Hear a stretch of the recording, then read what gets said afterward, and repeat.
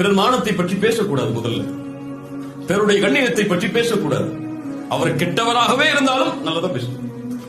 ஏன் உனக்கு தெரிஞ்சு 1000 கெடுதல் இருக்குன்னா அவருக்கு உனக்கு தெரியாமல் 1000 நன்மை அவர்கிட்ட இருக்கு, உனக்கு தெரியாது. அவருக்கு தாடி இருக்காது, ஆனா அவர் தஹஜ்ஜுத் தொழுவார், உனக்கு தெரியாது. அந்த பொண்ணு நிக்கா போட்டுக்க மாட்டா, ஆனா எந்த ஒரு ஆண்டையும் பேசாம பேஸ்புக்ல இருப்பா, அது உனக்கு தெரியாது. நிக்கா போட்டிருக்க பெண் பல பேர் அதை செய்யலாம். தாடி வச்சிருக்க பல பேருக்கு தஹஜ்ஜுத் இல்ல. உனக்கு இல்லாத நன்மை அவரிடத்தில் இருக்கும், நீ அதை பத்தி நினைக்காத. முதல்ல பேசக்கூடாது பிறருடைய மானத்தை பற்றி. இரண்டாவது, இந்த ஹதீஸில் இருந்து பேசப்படும் சபைகளில் இருக்கக்கூடாது. பேசப்படும் சபைகளில் இருக்கக்கூடாது. அப்படி இருந்தால் சும்மா இருக்கக்கூடாது. மூணாவது சட்டம் ரத்த, திருப்பிடணும். வேணாம், ஸ்டாப் பண்ணி, இதுக்கு மேல இதை பத்தி பேசாத.